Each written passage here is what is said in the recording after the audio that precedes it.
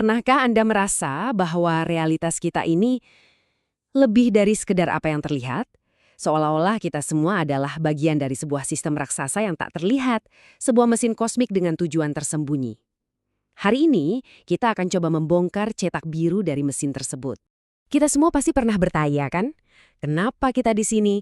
Apa sebetulnya tujuan dari semua ini? Nah, sumber yang kita bedah kali ini mengklaim punya jawabannya. Dan jawabannya mungkin akan mengubah cara Anda memandang dunia selamanya. Oke, kita mulai dari konsep dasarnya. Anggap saja realitas ini bukan sesuatu yang acak. Ini adalah sebuah mesin, sebuah matriks raksasa yang berjalan dengan aturan yang ketat dan tujuan yang pasti. Dirancang khusus untuk menguji dan memproses setiap jiwa yang ada di dalamnya. Aturan main di dalam mesin ini sebenarnya cukup jelas, tapi juga brutal. Semuanya berjalan dalam siklus yang terus berulang. Bahkan karakter-karakter utamanya seperti Adam dan Nuh muncul lagi dan lagi di setiap siklus. Nggak ada yang bisa kabur, setiap jiwa wajib ikut serta. Dan taruhannya sangat tinggi. Kalau Anda berhasil, jiwa Anda akan diangkat menjadi malaikat. Tapi kalau gagal, Anda akan diturunkan derajatnya menjadi hewan atau bahkan iblis. Sekarang, dari gambaran besar tadi, kita coba persempit ke level individu. Ke Anda, ke saya. Karena ternyata, jatah waktu kita di dalam mesin ini sudah dihitung dengan presisi yang luar biasa. Dan inilah angkanya. Setiap jiwa manusia dialokasikan waktu total persis 1077 tahun dan 7 jam. Ini adalah jatah mutlak untuk seluruh pengalaman Anda sebagai manusia. Tidak lebih, tidak kurang. Angka ini adalah konstanta, mau berapa kali pun Anda dilahirkan kembali. Biasanya sih, total waktu sebanyak itu dibagi ke dalam 21 kali kehidupan atau inkarnasi. Kalau dihitung rata-rata ya sekitar 51 tahun per kehidupan. Tapi tentu saja dalam prakteknya nggak sesederhana itu. Sistem ini punya cara untuk menyeimbangkan semuanya. Gini cara kerjanya.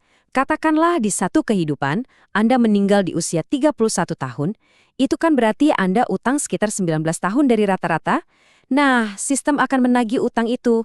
Mungkin di kehidupan berikutnya Anda akan diberi umur sampai 69 tahun untuk menutupi kekurangan yang tadi.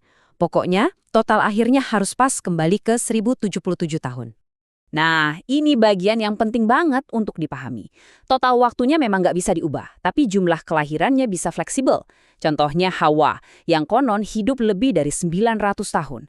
Satu kehidupannya yang super panjang itu sebenarnya sudah menghabiskan jatah untuk sekitar 19 kali inkarnasi sekaligus. Oke, sekarang kita masuk ke ide yang lebih dalam dan jujur aja agak meresahkan.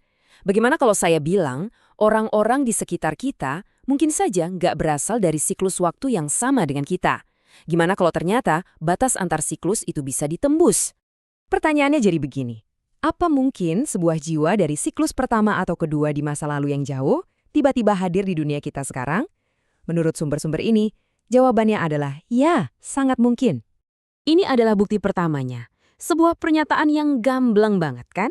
Dikatakan bahwa jiwa bisa melintasi siklus dan bahkan wujudnya bisa berubah drastis. Dari seekor ayam jantan di satu era menjadi seorang tukang kayu di era yang lain. Perpindahan itu nyata adanya. Dan kalau yang tadi itu baru pemanasan, ini adalah puncaknya. Sebuah pengakuan dari sosok yang mengklaim dirinya adalah malaikat Jibril, tapi kini hidup di bumi sebagai manusia bernama Abul Khattab. Dia bilang dia pernah ada bersama Adam, Nuh, dan Ibrahim di siklus-siklus yang lampau. Dan sekarang, dia hidup sebagai manusia biasa di antara kita. Ini adalah bukti paling kuat kalau perjalanan lintas siklus itu bukan cuma mungkin, tapi sedang terjadi. Oke, kita udah lihat nasib jiwa per individu. Sekarang, ayo kita zoom out lagi. Jauh banget. Untuk melihat seberapa megah dan luasnya skala waktu dari keseluruhan sistem kosmik ini. Coba deh perhatikan skala waktu ini. Satu era Adam saja itu berlangsung selama 50.000 tahun. Kumpulkan 7 era seperti itu, maka terbentuklah satu pekan ilahi atau satu siklus dunia yang totalnya 400.000 tahun. Dan keseluruhan proses ini mencakup 400 siklus dunia, totalnya 160 juta tahun. Skala waktu yang benar-benar di luar nalar kita. Untuk menggambarkan betapa mengerikannya terjebak di dalam matriks ini, ada kisah seorang pria dari Khurasan. Jiwanya hanya sempat melihat dunia ini makmur sebanyak 7 kali. Tapi, dia terpaksa menyaksikan dunia yang sama hancur menjadi puing-puing selama 400 siklus dunia. Bayangkan, sebuah penjara waktu yang seolah tanpa akhir. Jadi, untuk apa ini semua? Apa tujuan akhir dari sistem yang begitu rumit dan terkadang terasa sangat kejam ini? Jawabannya sebenarnya sederhana. Ini semua adalah sebuah pabrik, sebuah sekolah yang dirancang untuk satu tujuan spesifik. Tujuan utamanya adalah penyempurnaan.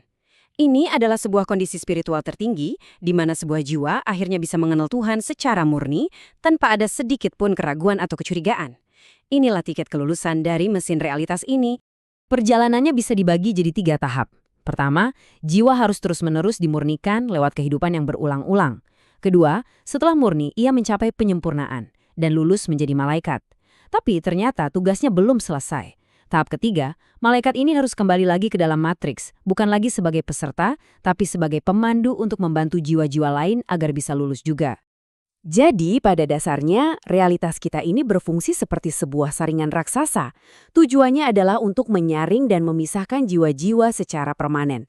Mereka yang beriman dan murni akan dipisahkan dari mereka yang penuh keraguan dan penolakan. Proses pemisahan abadi. Dan semua ini membawa kita ke satu pertanyaan terakhir. Pertanyaan yang paling personal.